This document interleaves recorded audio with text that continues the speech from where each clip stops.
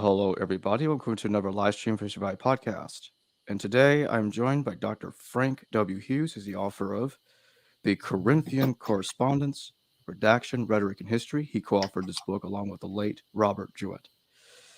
The link to purchase the book will be in the History Valley Amazon affiliate link in the description. With that being said, welcome back to the podcast, Dr. Hughes. A great pleasure to be here. It's hard to believe that a couple days ago was Christmas, but boom, you know. Yep, there we go. So, how do we know what we know about Paul? Well, you've got my slide there. How do you know anything about Paul? Well, you have to look at the evidence. And there's two kinds of evidence. There may be three kinds of evidence, but the two kinds of evidence that concern us in the New Testament is the primary source, and that is what you learn about Paul from Paul's own letters. And secondarily, there is what you learn about Paul from the book of the Acts of the Apostles. And then, of course, there's other information that you get about Paul from some of the letters that are attributed to Paul, but are not really by Paul. And those fall into two groups, the Dutero-Pauline letters and the pastoral letters. But if you follow John Knox, whose book, Chapters in a Life of Paul, was published in 1950, then you make a distinction between the primary source, Paul's letters, his authentic letters, and what others say about Paul, namely the book of Acts. Sometimes the stuff in Acts is confirmed in Paul. And so if there's no conflict between Paul and Acts, then there's not a problem. You can use that. If there is a conflict between what Paul says about Paul versus what Acts says about Paul, then you have to decide if you're going to go with a primary source or with a secondary source. And doing history as I think a respectable person, a respectable scholar, I prefer to use primary sources. I prefer to talk to the horse rather than somebody who talked to the horse.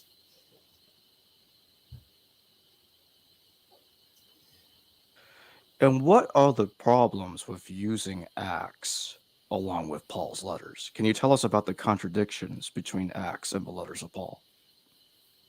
Well, there are many. Let me just start. One of them, of course, the most notorious one is the fact, and you have that other slide, is the fact that you have essentially three times that Paul is in Jerusalem or says that he wants to be in Jerusalem in Paul's letters. And that's what you see on the left side of that slide. And on the right-hand side of that slide, you've got Paul being in Jerusalem 5 times. And so they can't both be right. And so where Acts has Paul in Jerusalem 5 times, and Paul has himself in Jerusalem 3 times, or 2 times plus a third time that he wants to go to Jerusalem, I believe that to be correct rather than what Acts says. Another one is that in the book of Acts, it doesn't say so specifically, but it kind of implies in Acts that the Jerusalem conference happened relatively early in Paul's ministry as an apostle. Whereas in Galatians, Paul says that when he was commissioned as an apostle, by the way, Paul never refers to himself as having converted. He said he was commissioned as an apostle or called as an apostle. And that was the appearance of the risen Christ to him described in 1 Corinthians 15:8. And he says then after that, 3 years later,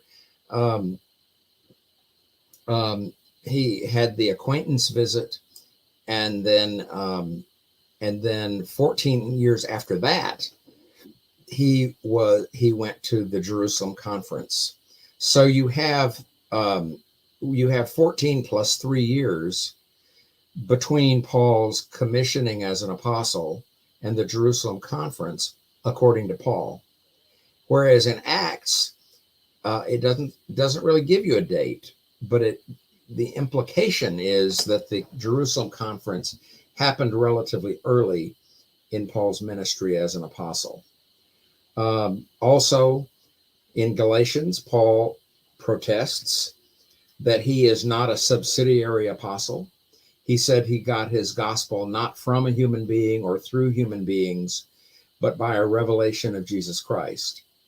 Whereas Acts has a different implication about that.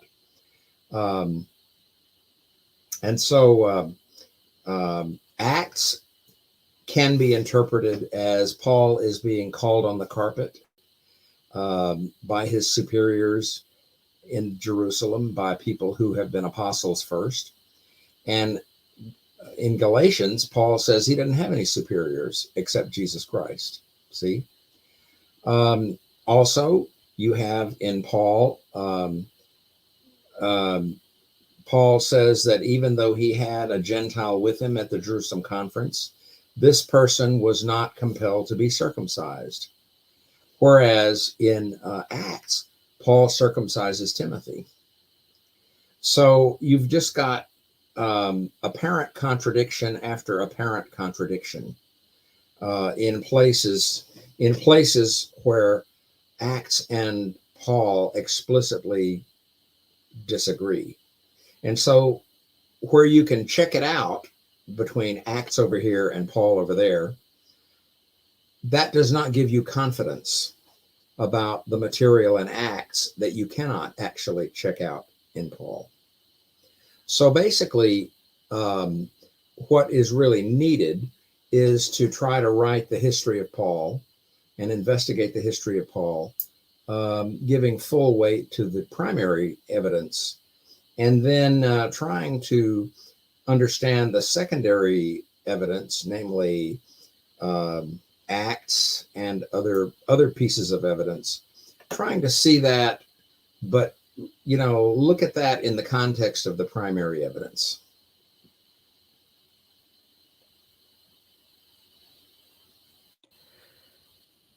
We have a question from the audience. James Valiant, thank you for your question. What were the motives for the author of Acts to change such important details? Well, that's a good question as to whether they were consciously changed or whether there were simply bits and pieces of oral tradition that he heard of. And so he was sort of putting it in, basically, he was putting in what he heard. And it may be that it was, and it may be that it was accurate information. But then when the writer of Acts puts it into the history of Paul in Acts, that it kind of gets a little bit, it gets a little bit screwed up. But that there is some material that is in Acts, there probably is some material that is in Acts that's not in Paul that could very well be accurate. But the problem is you can't check it out.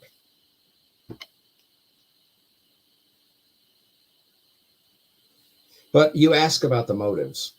The motives are that the writer of Luke, who is also the writer-compiler of Acts, is trying to put the best foot forward for the Christian movement within the context of the Roman Empire.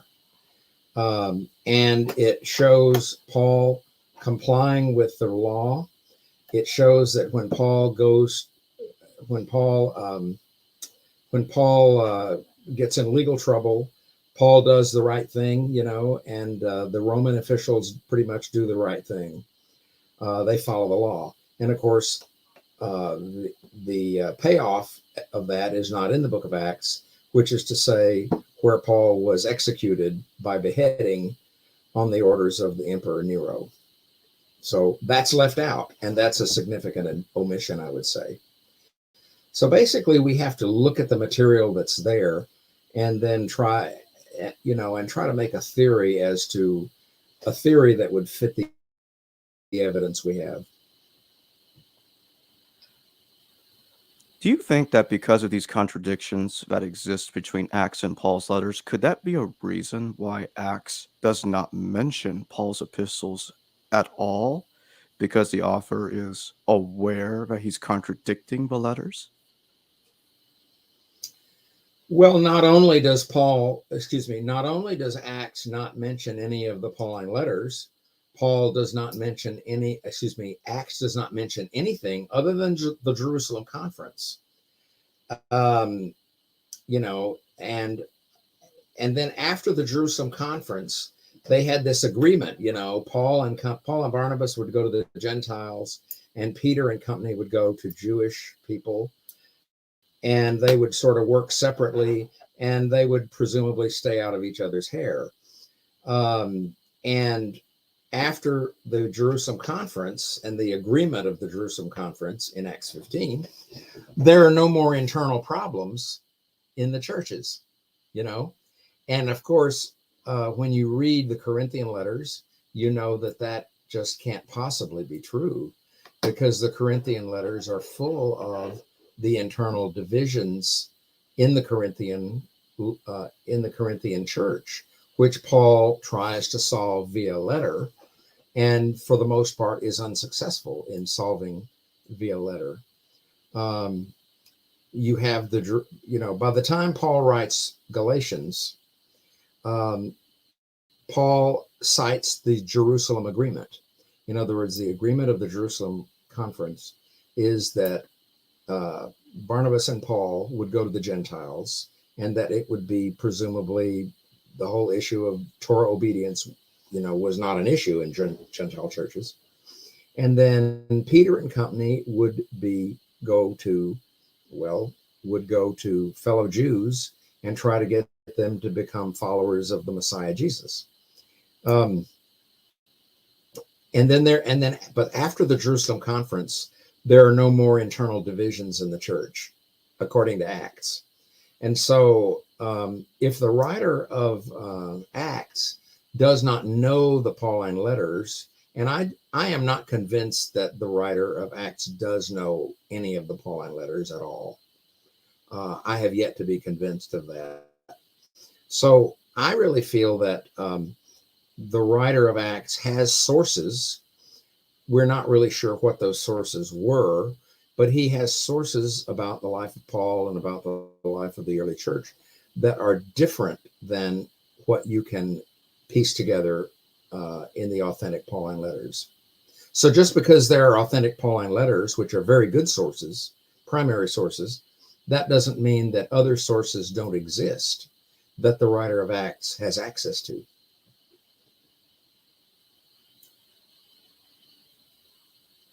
We've got a couple of questions from the audience. Felix Magnus, thank you for your question. How long did Paul preach before Nero beheading? Well, our sources do not really tell us. Bob Jewett's Chronology, and here is his book. Basically, Paul went to Rome, and according to Bob's Chronology, a chronology of Paul's life by Jewett, he departed from Philippi in 57. He had the hearing before Festus in mid-July of 59. He arrived in Rome in early March of 60, and he was executed in March of 62. So the book of Acts ends with saying he preached in Rome for about 2 years, relatively undisturbed. And so that actually is in Acts. So Bob Jewett has pieced it together so that Paul arrived in Rome in March of 60 and was executed in Rome or outside Rome in March of 62. So that's as good a guess, or that's as good a deduction from the sources as you're going to get. I have Ludeman's chronology book here, and well, he doesn't say. He gives a chronology of almost everything, but he does not really tell us in this chronology book by Ludeman. He doesn't really tell us when Paul was beheaded, and he doesn't really tell us how long that he was actually in Rome before he was beheaded. And of course, he doesn't tell us because Gerd Ludeman said that he was using only the letters of Paul rather than any information from Acts.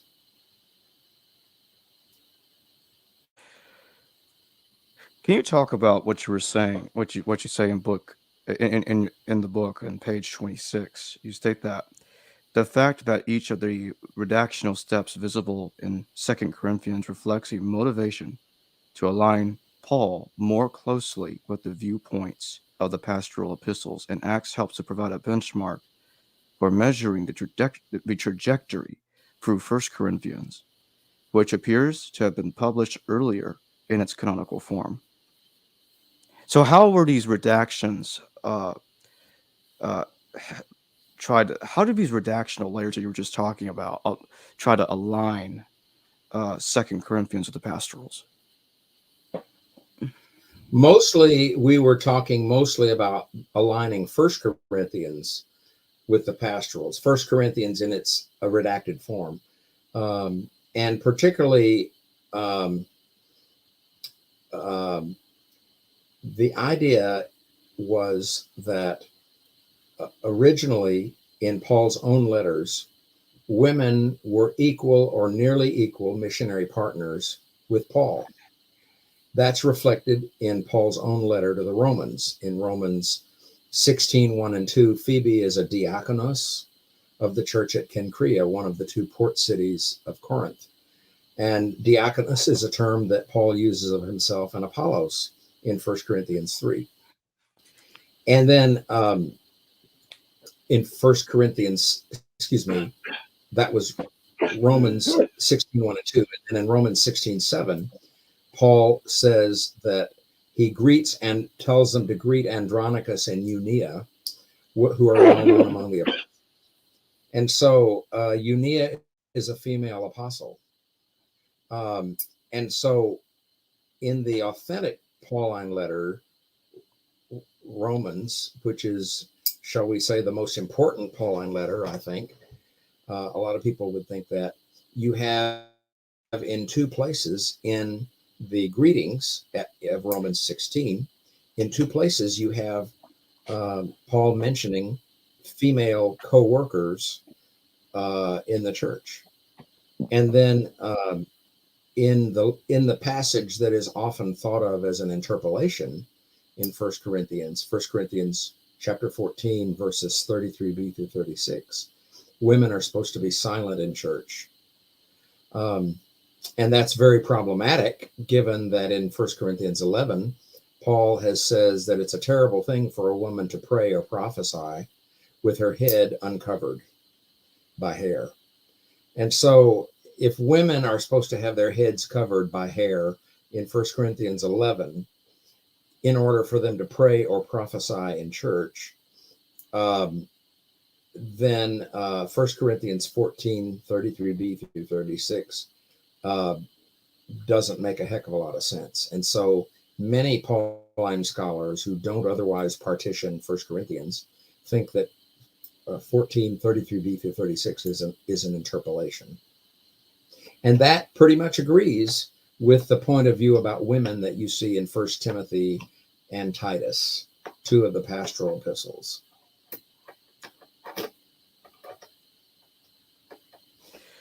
Do you think that the historical Paul could have written real letters to Timothy and Titus, considering that he does mention them, and they are mentioned in the authentic letters?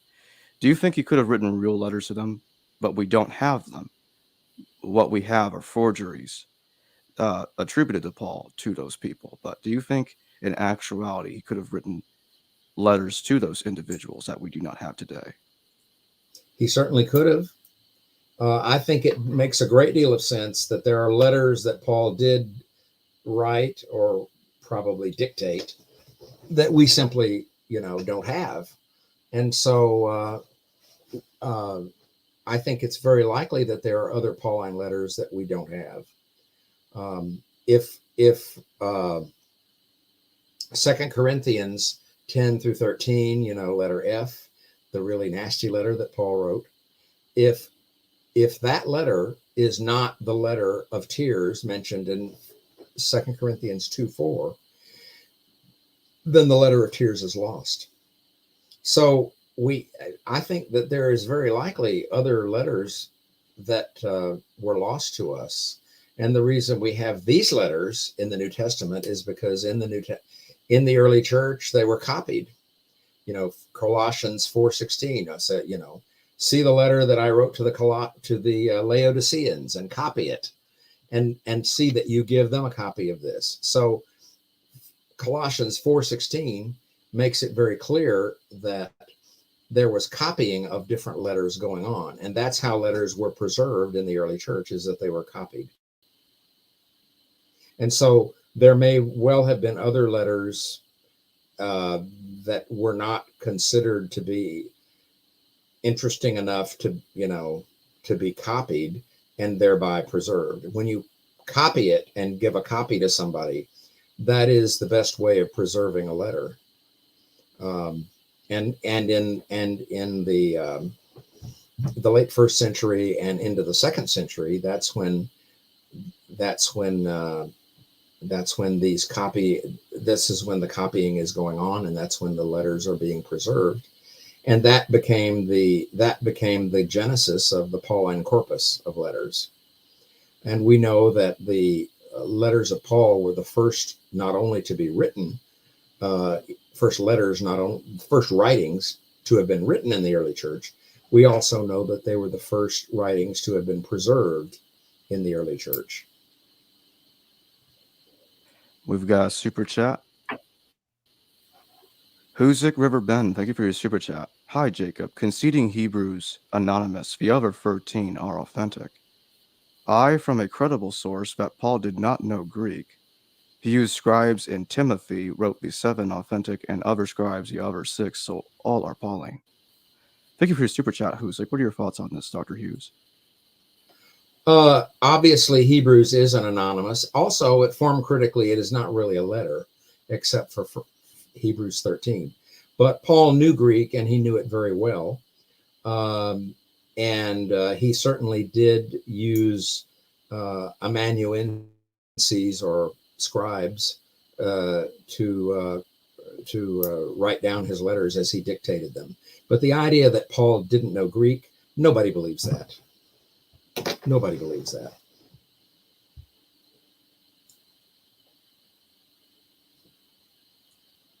All right, let's shift to this question. Shode Sama, excuse me if I did not pronounce that correctly. Thank you for your question. Does Dr. Hughes think Acts 18:12 is historical? It helps establish a timeline of Paul's letters from the evidence of an inscription. We know that Gallo was proconsul in the year 51 to 52 CE. Dr. Ehrman. Right. Well, yes, the very famous inscription, it's called the Gallio inscription. And from the Gallio inscription, we know that he was proconsul during that year. And so you do have the information in, I think it is Acts 18, that has that is just about the hardest piece of evidence there is the Gallio inscription.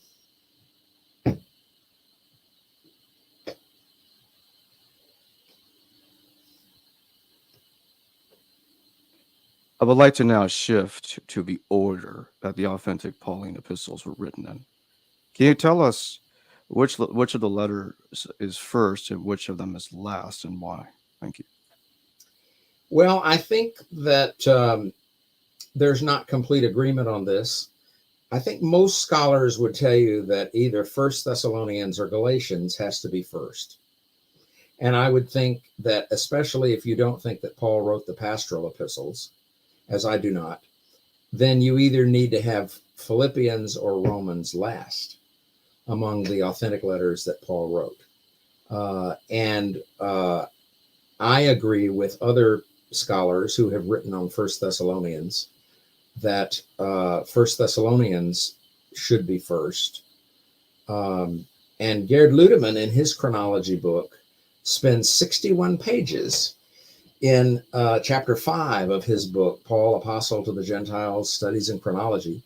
He spends 61 pages arguing that there was a mission of Paul to Macedonia before the Jerusalem conference. And so I certainly do agree that First Thessalonians is before the Jerusalem conference.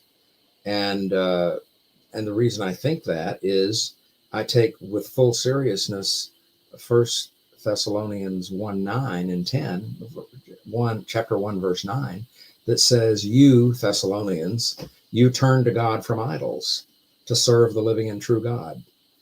And so if you take that at full face value, then Paul is writing to a Gentile church, or just about a completely Gentile church. And so if you think that Paul was writing to a bunch of Jews in Thessaloniki,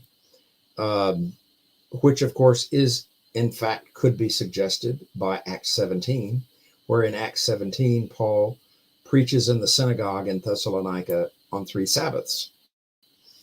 But nonetheless, in First Thessalonians itself, there is not the slightest shred of evidence that Paul is writing to fellow Jews. And so Paul says he's writing to Gentiles. By the way, in First Thessalonians, there are some notable omissions. First of all, Paul only uses the term apostolos of himself, not at the very beginning of the letter in the superscriptio. You know, Paul, in other letters, he would say Paul, an apostle of Jesus Christ, etc. He doesn't put his title up there in First Thessalonians.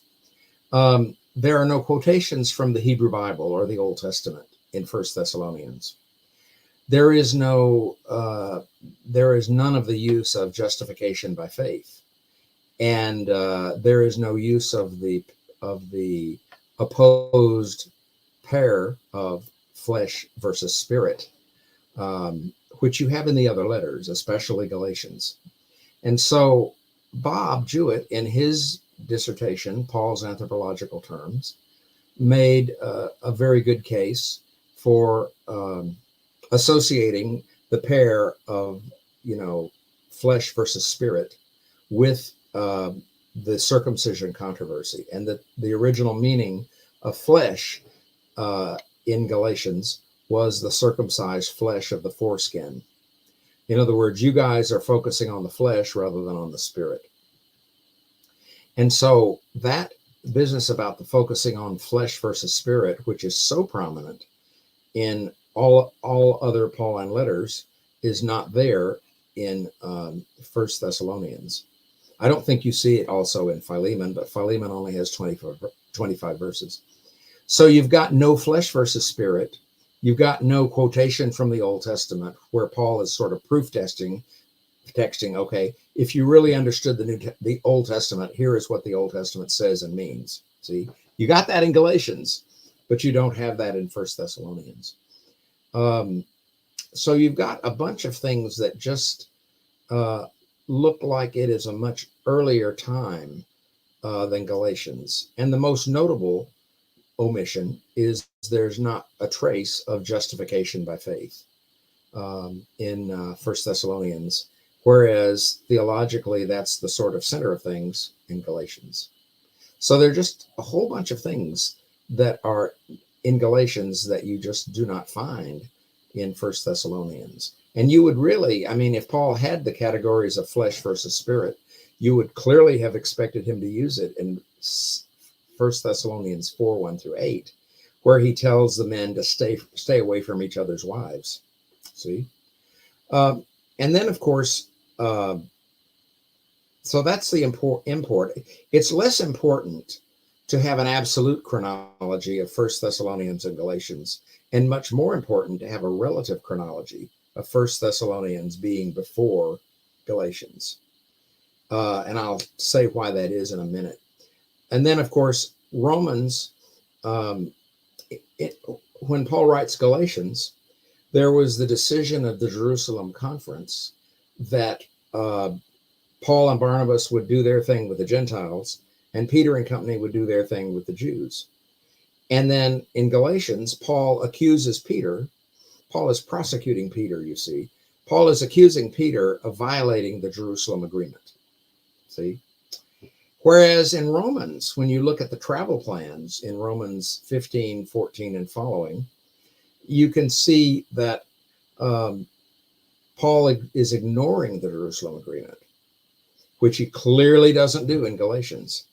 And so Paul ignores the Jerusalem agreement, and he is trying to get Gentile congregations and one or more Jewish congregations in Rome to not to coalesce into a single congregation, but to actually maintain their identity as separate congregations, but to cooperate with each other, to give money towards the Spanish mission, to pull strings for him to do the Spanish mission. So basically, you can try to piece it together, doing a chronology, but more important than that is what you find and what you don't find in First Thessalonians versus Galatians versus Romans.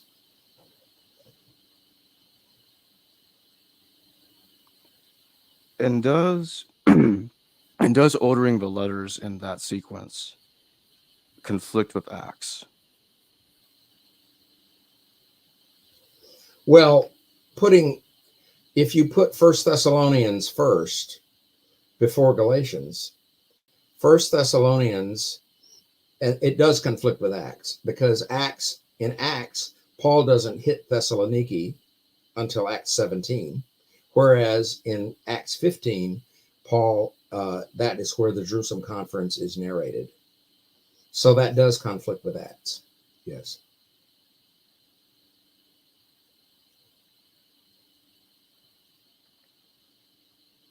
Where does Acts start Paul's ministry off? And how does that conflict with First Thessalonians being the first letter? Can you talk about that some more? Well, in Acts, you have Paul being a persecutor of the church, and Paul being present at the stoning of Stephen. And Paul doesn't say much about that. He does say that he persecuted the church of God, but he doesn't say that he was at the stoning of Stephen. He doesn't give us that information. But in Acts, you have Paul being met by the risen Christ on the road to Damascus. Paul is not riding a horse in Acts. Now, admittedly, in stained glass windows, Paul is knocked off of his horse. You don't have that in Acts. But Acts has Paul being confronted by the risen Christ. And the risen Jesus says, "Saul, Saul, why are you persecuting me?" And so after that, there is a punishment miracle, and Jesus strikes Paul blind. And then later, Paul's sight comes to him. You know, the man says, "Brother Paul, receive your sight," and something like scales fall from his eyes. And then he is baptized, and then he receives food.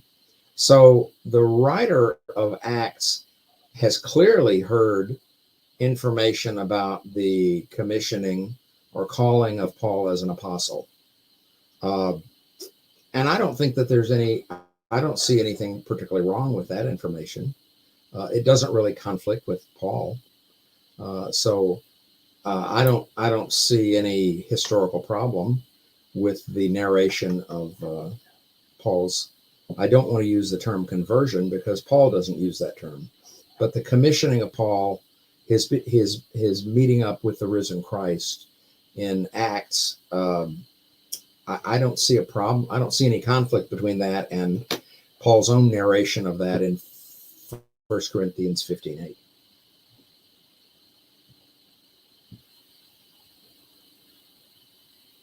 Could you expand on what you mean by Paul wasn't really, you wouldn't call Paul's experience a conversion. Why is that? Well, a lot has been written on that.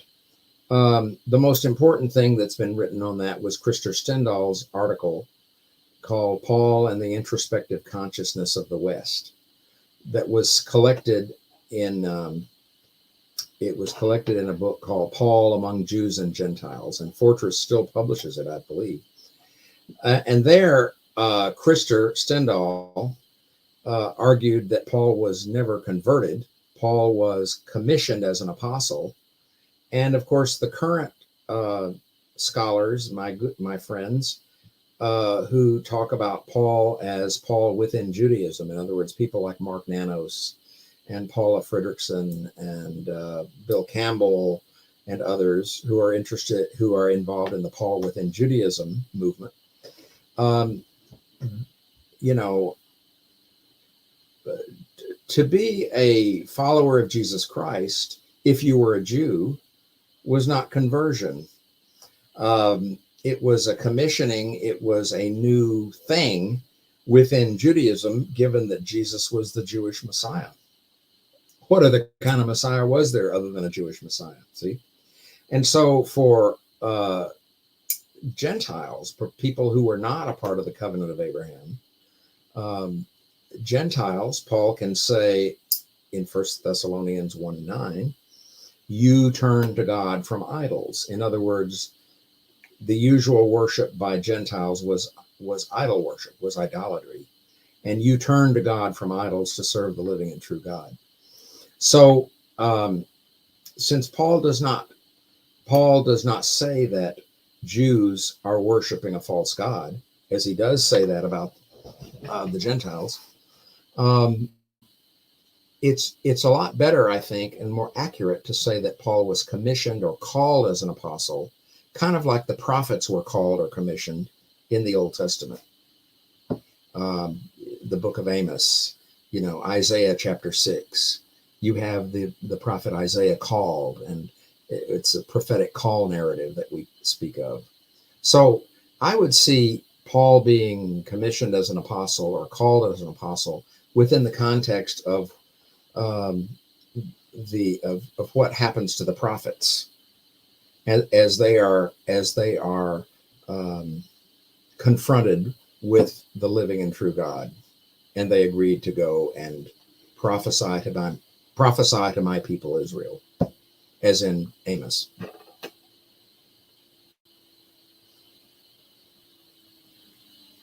Question, James Valiant. Thank you for your question.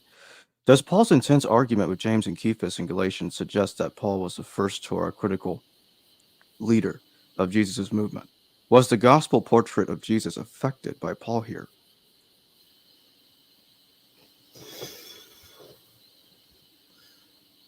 Well, if Galatians were the first Pauline letter, you could come to that understanding. You could come to that understanding that Paul was the first Torah critical leader of the Jesus movement. But the import of 1 Thessalonians is that you have the early Jesus movement among the Gentiles, and Torah obedience and Torah observance is simply not at issue in the Thessalonian church, and it is not at issue at all in 1 Thessalonians. And so the theological and historical import of placing 1 Thessalonians first is that 1 Thessalonians is the single surviving letter of Paul's mission to the Gentiles, as Ludemann has shown before the Jerusalem conference. And so if you can believe Ludemann at that point, and if you can even believe Acts at this point, it is in Antioch according to Acts. And this is when, in Acts he's referring to Barnabas first and then Paul. Paul more or less joined the Gentile mission in Antioch, which was headed up by Barnabas.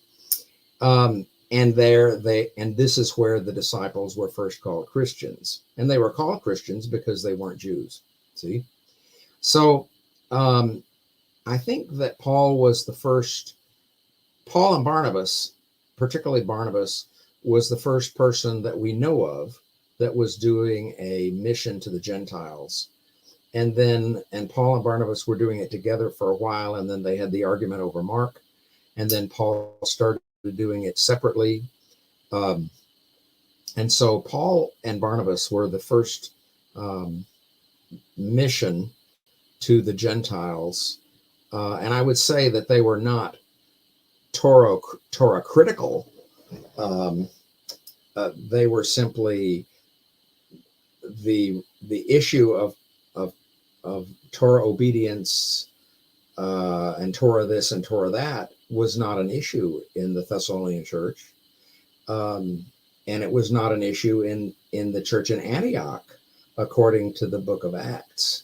And it was those who came from Jerusalem who came to Antioch who said, well, you've got to be circumcised. But prior to that, we don't have any evidence of there being any kind of fight in the early church over circumcision.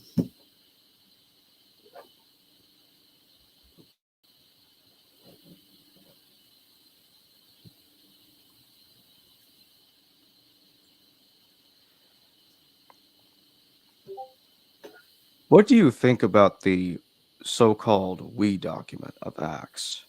I know that some scholars say, but not all scholars say this, that the we document of Acts, or when Acts switches to the we sections, may be part of an earlier document that the author of Luke Acts in its present form, is kind of spliced it together with the rest of Acts. What are your thoughts on that? Well, there are a number of scholars that have argued that. A number of them are British. Jürgen Veenert wrote a dissertation, I think it was a dissertation on the we passages in Acts. And I think it was translated into English. I think it was a dissertation or a Habilitationsschrift that Gerhard Ludemann directed or sponsored. But it has been shown by Vernon Robbins and others that when you have a group of people doing their thing, you can say I, and then when they start traveling together, either on the road or in a boat, suddenly it is apparently the norm to switch in from the first person singular into the first person plural. And so if that is simply a stylistic nicety that you have in Acts, then that makes it difficult to identify a we source in Acts. It's possible, but I'm not convinced that there's a separate we source in Acts. But it may be that there was a bunch of, the writer of Acts says, well, I got all this stuff from, in the preface to Luke 1:1-4, I got it from eyewitnesses and ministers of the word. Some of them were eyewitnesses. Some of them were ministers of the word. And then there are other people who have put together narratives, diegesis. A narrative is a diegesis. And the writer of Luke refers apparently to the other gospels as diegesis, narratives. But on the other hand, a narrative is a part of a speech. So I think that it's very likely that there were bits and pieces of material describing, where Paul was and what Paul was doing. And I think that this stuff was being told in the church for some time. If you think that Paul died in 62 and you don't think that Acts was written until the turn of the century, then you've got 4 decades for this material to be being passed around and modified in oral tradition. And so I think there is very likely some authentic material about Paul that gets told in oral tradition. And the writer of Luke and who is also, I think, the writer of Acts, hears of this material and puts it together as best he can.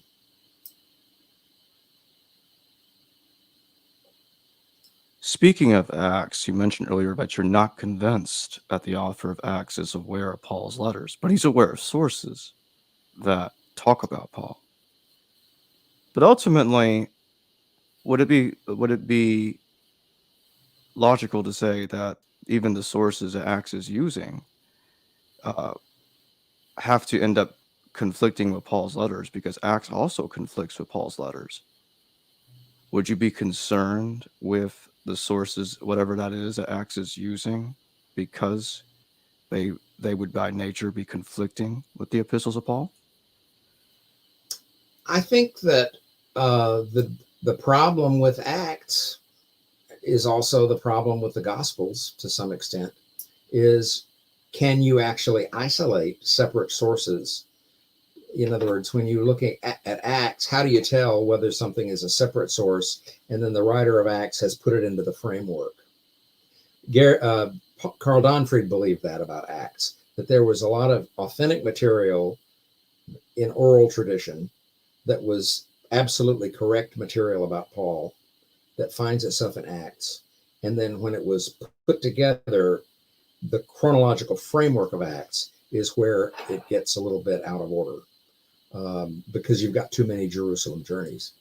So I think the big methodological problem is to try to isolate the sources of material in Acts. And, you can, if you believe in Markan priority, you can identify Mark as a source of Matthew and Mark as a source of Luke. But when you cannot be absolutely certain about identifying a source, then you have to sort of resort to a very close literary analysis of it. And you have to give the arguments both ways, that one, this is a source, or two, this is a Lucan composition. So that's the problem. Is it a source in Acts or is it a Lucan composition? And that's very difficult to do. Now, when I wrote the article I wrote on the parable of Lazarus and the rich man in Luke 16, 19 through 31, I believe, I argued that the parable of Lazarus and the rich man did not come from a source, but that it was a Lucan composition. Because I could not isolate a separate source. And other people had tried to do it and they could not, and they were unable to do it as well. So when a lot of us, look at the stuff in Acts or look at the stuff anywhere, and we just kind of scratch our heads and we cannot really confidently isolate a source, you can try to argue, yeah, it is a source, but it's one thing to make an argument, but in order to make the argument, you got to have evidence. It's kind of like, yeah, you make a persuasive case and all you need is evidence. So if you can't really be too confident about isolating a source, then you cannot really make a confident case that such and such is a separate source, and that the likelihood would seem to be that it could be a composition of the writer of Luke Acts.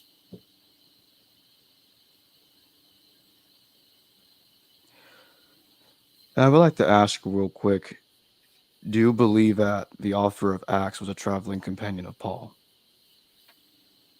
I'm not convinced with that, but I think that there may be bits and pieces of material from Paul, material that would have been told and retold, etc., in different churches that Paul founded. So I think that there's oral material in Acts, and but the writer of Acts being a traveling companion of Paul, I certainly am not convinced of that. I'm not convinced of that at all. If a person was really a traveling companion of Paul, why do you have too many Jerusalem journeys? Okay. And why is there no mention? Why is there no mention of a single Pauline letter? So if there is evidence that the writer of Acts was a traveling companion of Paul, it would be nice to see the evidence. I haven't seen it.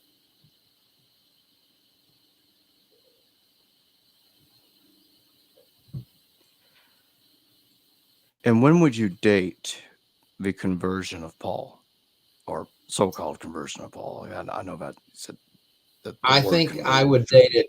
It's normally dated shortly, within a year or so, within a few months or a year after the resurrection of Jesus. And there are two dates for the resurrection of Jesus. The one that Ludemann thinks is more likely is 30, and the one that a number of others, including Bob Jewett, think is more likely is 33. And so Ludemann has very, very, very, very early dates, and earlier than anyone else that I know of. And Jewett has very moderate dates. And so I think that the death and resurrection of Christ was in 33, most likely. And then Paul, it is believed, was commissioned as an apostle, called as an apostle, within a few weeks or a few months after that.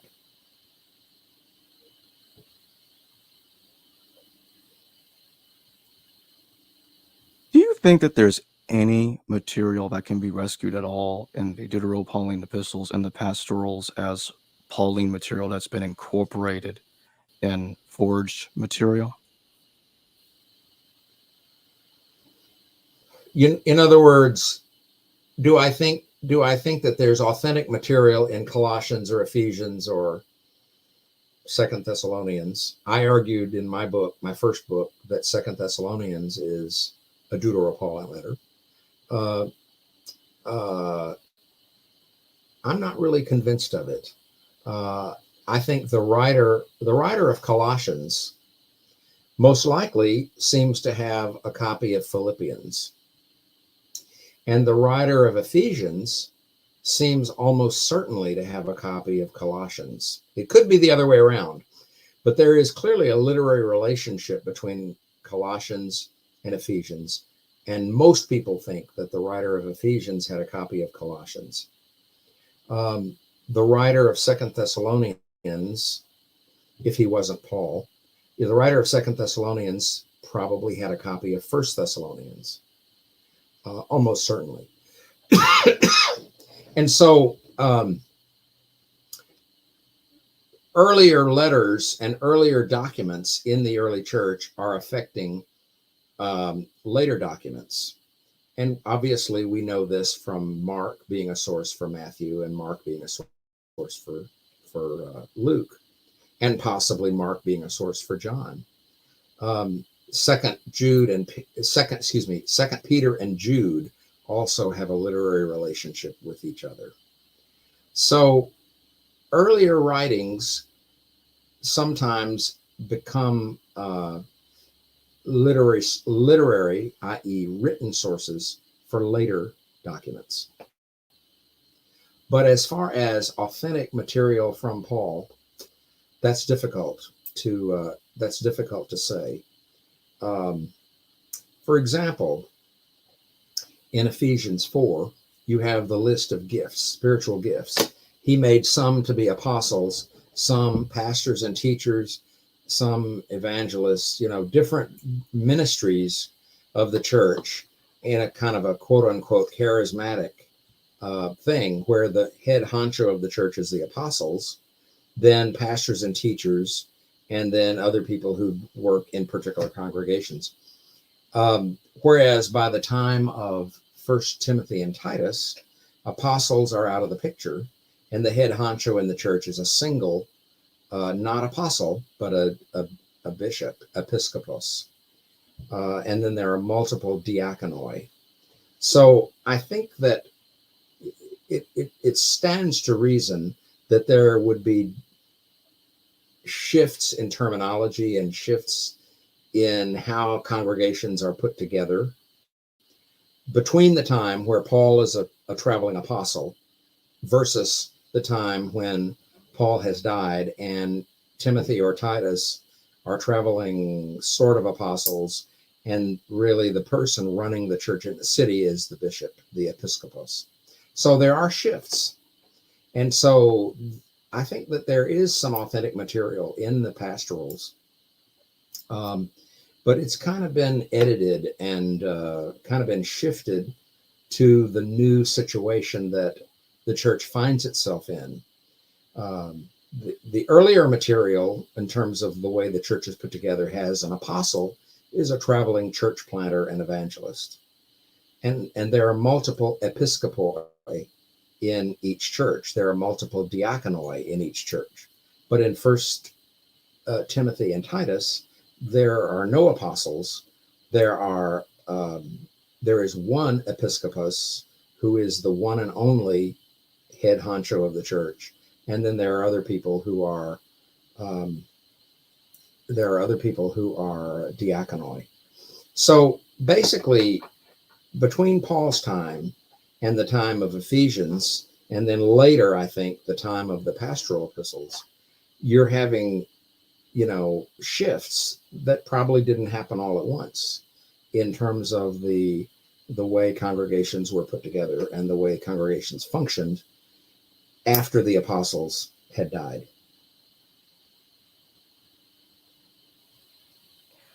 So when you say that there is some material that you think is authentic to Paul in the pastorals, what kind of material would you say is probably Pauline? It's hard to identify particular texts, but the whole idea of, you've got a ministry and God has given you the ministry, and therefore kindly do your ministry. I don't have any problem with that being by Paul. So I think the general exhortation to, do your ministry, fulfill your ministry, in the words of the pastorals, the general exhortations to fulfill your ministry and, do good things and do good works, I don't have a problem with that being by Paul. Some of the moral exhortations that you find in the pastoral epistles and as well as elsewhere, I think could very well come from Paul. And very interesting, of course, is in 1 Thessalonians 5, where you have a 7-part little, normally kind of 2-word rule, a 7-part rule: do this, do this, do this, do this, and there's 7 of them. Don't quench the spirit, etc. That seems to be a little bit of material that is just sort of snappy little rules for this is how you ought to act in the church. That seems to me to be pre-Pauline. In other words, if the Dutero-Pauline letters can quote authentic Pauline material, Paul quotes other material. And so I think the little 7-part rule at the end of 1 Thessalonians certainly seems to me to be not by Paul himself. Obviously, the Philippian hymn in Philippians 2:5-11, where Jesus had equality with God, and he didn't consider it a thing to be grasped, but he emptied himself, etc. That wonderful Philippian hymn certainly seems to be pre-Pauline. So there are bits and pieces of things that appear to be, kind of a literary unit within a Dutero-Pauline letter, and we're just not really sure where that little unit came from. The most notable one, of course, is in Colossians, where you have the Christ hymn in Colossians chapter 1, verses 15-20. He is the image of the invisible God, the firstborn of all creation. For from him and to him and from him and through him and to him are all things. He made all things, and in him all things hold together. A kind of a cosmic idea of Christ. That's a separate literary unit. It certainly seems to me to be something that the writer of Colossians is quoting.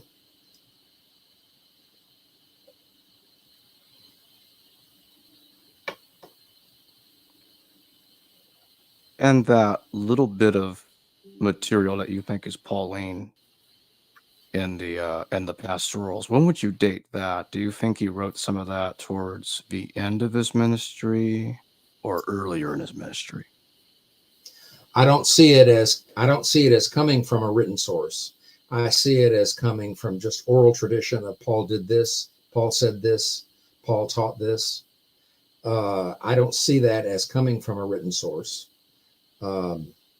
generally. I would say that was stuff that was passed down in Pauline churches.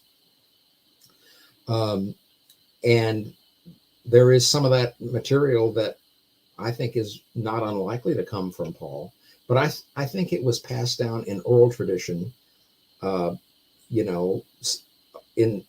Colossae. Well, Paul did not found the church in Colossae, see?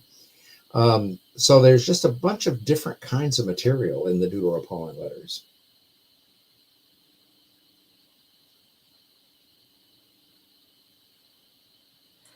I would like to go back to what you were saying earlier about Barnabas when you were responding to a question that James Valiant asked earlier regarding if Paul was the first Torah critical, or let me rephrase that, the one that started the Torah criticism in his time. So do you think that Paul got or received his Torah critical ideas from Barnabas? He certainly could have, but already they're already doing a Torah-free mission in Antioch that Barnabas is apparently heading up. So Paul joins that mission in Antioch, where the disciples are first called Christians, according to Acts. I think he could have gotten some of his ideas from Barnabas. That's not unlikely.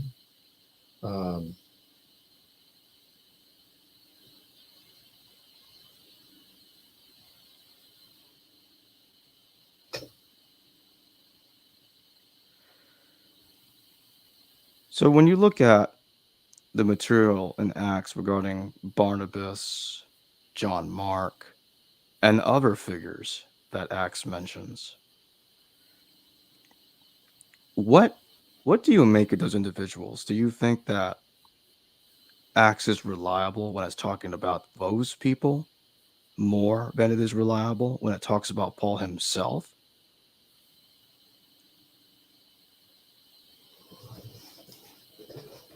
Well, compare what Acts says about Barnabas with what Paul says about Barnabas in Galatians. Even Barnabas was carried away, Paul yielded submission to them in Jerusalem, not even for an hour. And even Barnabas was carried away with this. And so Paul could be in Galatians, was critical of Barnabas. And Paul was extremely critical of Peter in Galatians. And that criticism of Peter and of Barnabas, you cannot find that in Acts.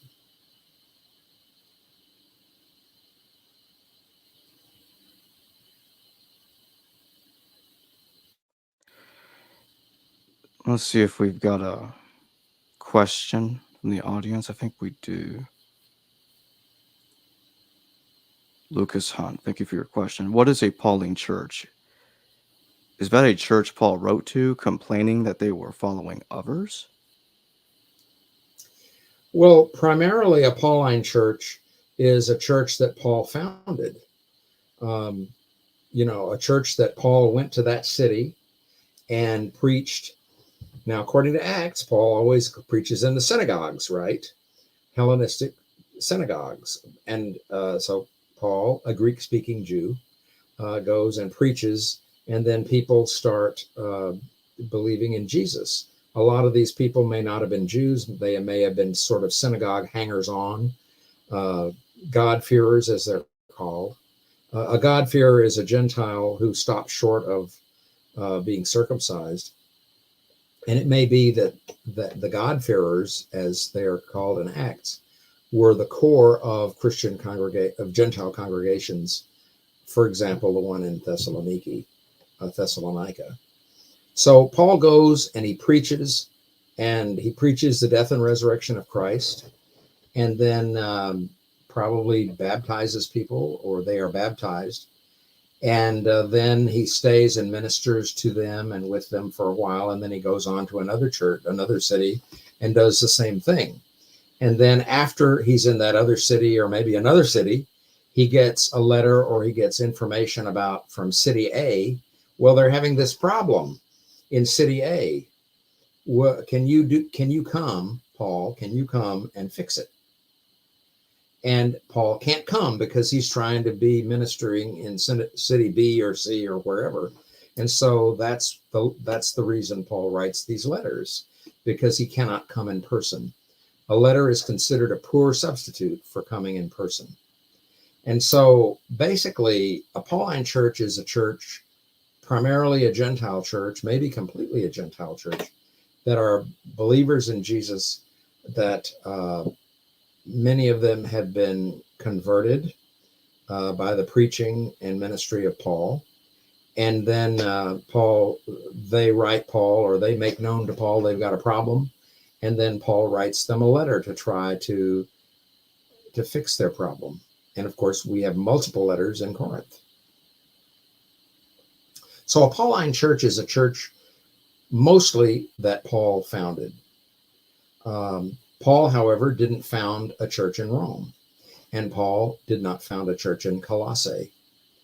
So Colossae is quite a different letter, and Romans is an extremely different letter from the others, because one of the things that is missing usually from the Dutero-Pauline letters is that you don't have local details about the church. Whereas in Romans, you've got a lot of local details in terms of Paul's travel plans in Romans chapter 15, verses, well, through the end, and then all of chapter 16, where you have all the greetings in Romans. So in some letters, you've got a lot of information, local details. We've got huge amounts of local details in the Corinthian letters. We've got some local details in 1 Thessalonians. And one of the things that is usually missing from the Dutero-Pauline letters and the pastoral epistles is you have a lack of local detail normally.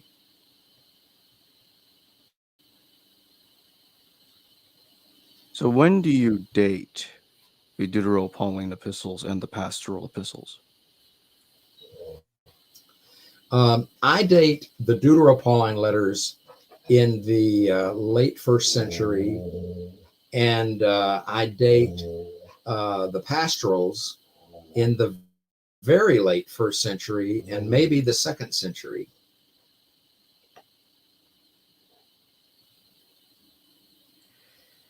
Do you think the pastorals in its current form are familiar with the Gospels?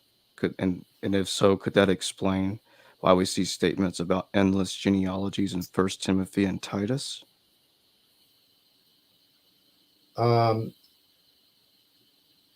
If there were genealogies going around in the church, they would not have to have been in Matthew or Luke.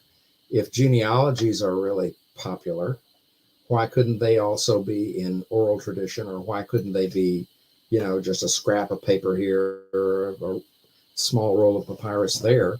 So just because you have mention of genealogies, that doesn't really necessarily prove that the Gospels were in existence, but it's possible they were. Lucas Hunt, thank you for your super sticker. Appreciate it.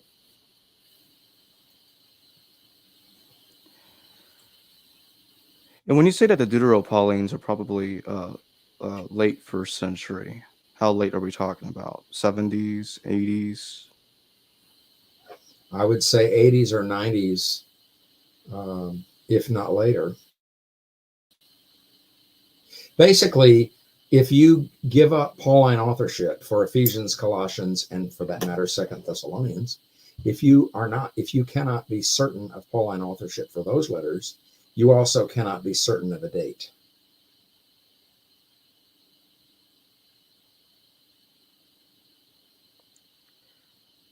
Let me see if we have another question here.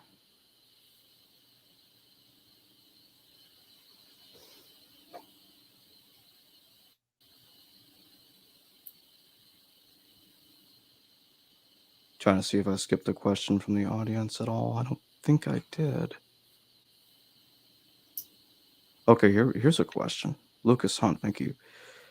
Lucas says, where in the Old Testament does Paul get his idea that Jesus had to be crucified and rise again, according to the Scriptures? Well, the idea, I mean, you do have the idea that you have the suffering servant. There's nothing in the Old Testament about Jesus being crucified, but you do have the servant of Yahweh, the servant of the Lord, being caused to suffer and rise again. And you also have in the book of the Wisdom of Solomon, written in Greek, you do have the idea of the righteous person being caused to suffer and even being put to death. And you have something kind of sort of like resurrection. You know, the righteous, they will rise. They will rise. They're kind of like sparks through the stubble. So it could be from the latter part of the book of Isaiah, the suffering servant songs of the latter part of Isaiah, and it could also be the idea of the righteous suffers in the present life, and then because the righteous suffers in the present life and maybe is put to death, then there will be reward for the righteous in the life to come. So that presumably that's what Paul is talking about.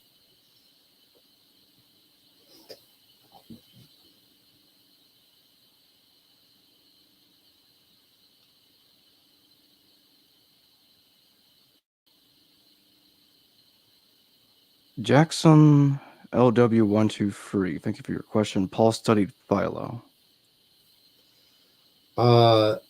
Well, Paul is a Greek writer. Paul wrote in Greek. Paul's mother tongue was Greek. And so he wrote in Hellenistic Greek. And Philo was a Jew in Alexandria who knew a lot about Platonism. He was a Middle Platonist. And so so there are perhaps either Middle Platonism or Stoicism. Philo may have had something to do with that. And so Paul did not study with Philo, but nonetheless, both of them are Jewish writers who wrote in Greek. And the period that we're talking about after the death of Alexander the Great, this period is known as the Hellenistic Roman period.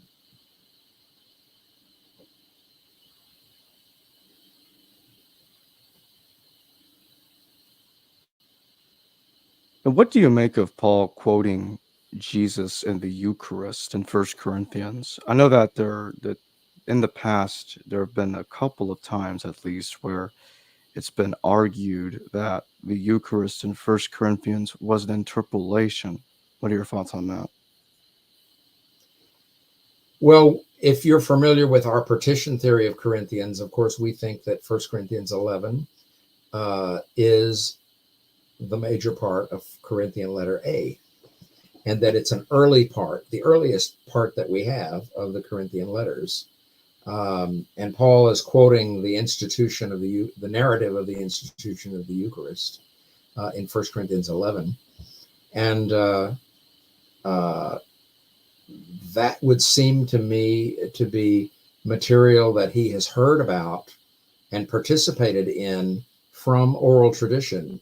Jesus took the bread and said, "This is my body." And then after supper, he took the cup and he said, "This is my blood. And as often as you eat it, this bread, and drink this cup, you show forth the death of Jesus until his coming again." So I think that comes from oral tradition. I think that comes from oral tradition.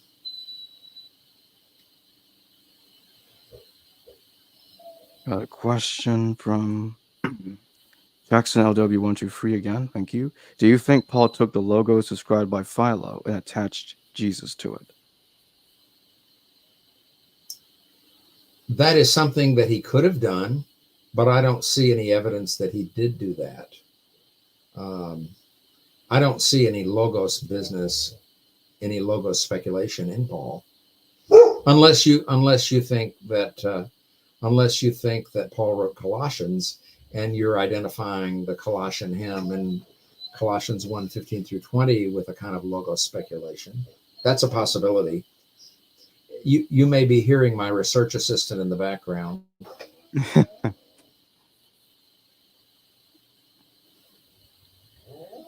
Shaddai Sama, thank you for your question. How did the Dutero-Pauline and pastorals pass early church muster and weren't seriously questioned until the 19th century? Were the writers of these letters just that good? Well, the pastorals may have been before the 19th century in terms of their being thought to be pseudonymous. But in the 19th century, I think 1826, Colossians was thought to be Dutero-Pauline. In 1801, Second Thessalonians was thought to be Pauline, Dutero-Pauline. Ephesians probably before Colossians. Well, the writers of the letters of these Dutero-Pauline and pastoral letters, these letters and writings were thought to be inspired writings. And Paul was such an important person in the early church, and they were thought to be inspired because they were thought to be by Paul. They thought that it was authentic early Christian tradition, and that what the writer of Ephesians said was, honest to God Christianity, no matter the fact that Ephesians has a different eschatology than Paul's own letters have. So the kind of careful theological and literary analysis, it's when the 19th century, basically it was biblical studies as we know it was a child of the Enlightenment. And when the Enlightenment found its way into biblical studies, then that's when you begin to have people like Ernst Theodor Meyerhoff in the 1820s arguing that Paul did not write Colossians. And then you have Ferdinand Christian Bauer in the 1845 arguing that Paul only wrote Romans, 1st and 2nd Corinthians, and Galatians. Let me talk to my research assistant. Pepper, come in here. Come here. Pepper, come in here. Come in here. Okay? Quit moaning. All right. Well, anyway, it's you ask it again. What did you ask? Oh, why did they not, the audience? Yeah. why were they not detected until the 19th century? It's because the Enlightenment kind of literary analysis that you find in the early 19th century, and to some extent before that, it just really wasn't really being done. And people looked at the New Testament in probably a more theological and devotional way, and they were not really asking those questions about authorship, as they certainly did start asking about authorship as early. Second Thessalonians was asked, that question was asked as early as 1801. Johann Ernst Christian Schmidt asked that and published about it. Obviously, when Bauer wrote the first great book on Paul, the Apostle of Jesus Christ, in 1845, he was able to refer to other people who had raised questions about the authorship of the Dutero-Pauline letters and as he called the pastoral letters, the Trito-Pauline letters. So Bauer was not the first to do that in 1845. Doesn't Jerome also mention that there were those like Basilides in the 2nd century CE that were skeptical of the authorship of the pastoral epistles? The pastorals, I think their authorship was doubted before the beginning of the 19th century, but I can't remember just offhand how early their authorship was doubted. But Bauer thinks that they are further removed from Paul than the Dutero-Pauline letters. And the only letters that he thinks are authentically by Paul are the letters that he calls the Hauptbriefe, the main letters, the head letters, Romans, 1st and 2nd Corinthians, and Galatians. And then everything else except the pastorals were called the Dutero-Pauline letters. And then the pastorals were Trito-Pauline letters. And then Hebrews, obviously, Hebrews has nothing to do with Paul.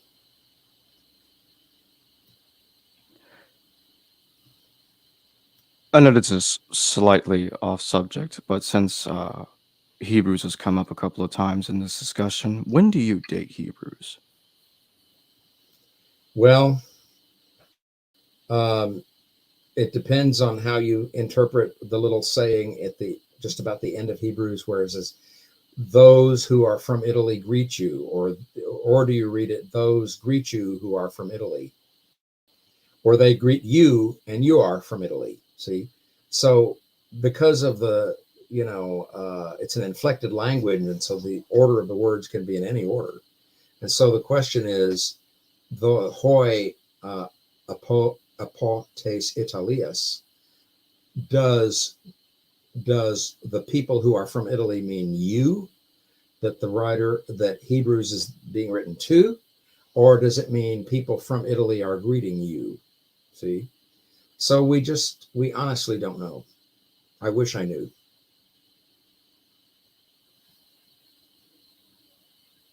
What's led to the conclusion that Paul wrote Hebrews, despite the fact that this letter, I know you mentioned earlier in a form critical analysis of it shows it's not really a letter, but how come it's been assumed to have been written by Paul by so many? Well, for a long time, in the early church, there were people who understood it to be by Paul. You know, in the Bishop of Rome heard about the mess in Corinth in 95 or 96, and he wrote them a very severe letter. And this is the letter in the Apostolic Fathers called the first letter of Clement, the first and only letter of Clement. And he writes on behalf of the Roman church to tell the people in the Corinthian church that what you just did, getting rid of your priests, you can't do that. And when he writes that letter, he quotes all of the authentic Pauline letters, all 7 of them, minus 2nd Corinthians and plus Hebrews. And so First Clement quotes Hebrews as well as Romans, 1st Corinthians, Galatians, etc. He doesn't quote Ephesians, Colossians, or 2nd Thessalonians or the pastorals. So that quotation of those letters in the Pauline corpus is the first piece of evidence for the existence of these letters as a collection of Pauline letters. And the writer and the Bishop of Rome, Clement, seems to think that Hebrews is a part of that. But on the other hand, by the time Origen writes at the end of the 2nd century or in the beginning of the 3rd century, Origen says, in truth, who wrote the epistle, meaning Hebrews, in truth, whoever wrote the epistle, only God knows. And so most introductions to Hebrews quote that from Origen. So in the early church, there were people early on who understood it to be an anonymous letter, which it is. And then there were other people who wanted to associate it with Paul because, of course, apparently because Paul is the quintessential writer of letters in the early church.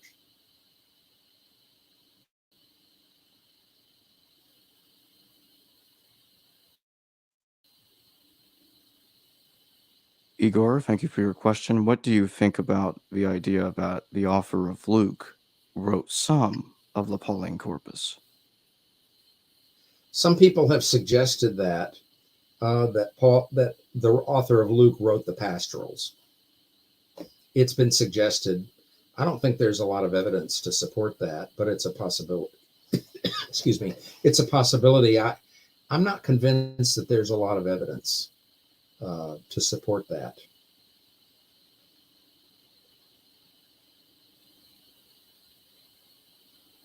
Joanne, thank you for your question. The style of language of the epistles, Greek influenced by Hebrew grammar and linguistic mentality, can prove that Paul's authorship, or also can prove their redaction for late Christians from the 2nd century. Well, yeah, bits and pieces. When Paul quotes the Old Testament a lot, like in Romans 9-11, Paul is quoting the Septuagint. Paul does not quote the Hebrew Bible. Paul quotes the Septuagint. So Paul does not know the Hebrew Bible, and Paul, as far as I know, does not know Hebrew. Paul understands the Old Testament and from the Septuagint. And so I'm not sure what a linguistic mentality is. But basically, we're talking about Hellenistic Greek. You're talking about Hellenistic Greek. You're talking about Greek that has been, the Hebrew Bible has been translated into Greek in the 3rd and 2nd century before Christ.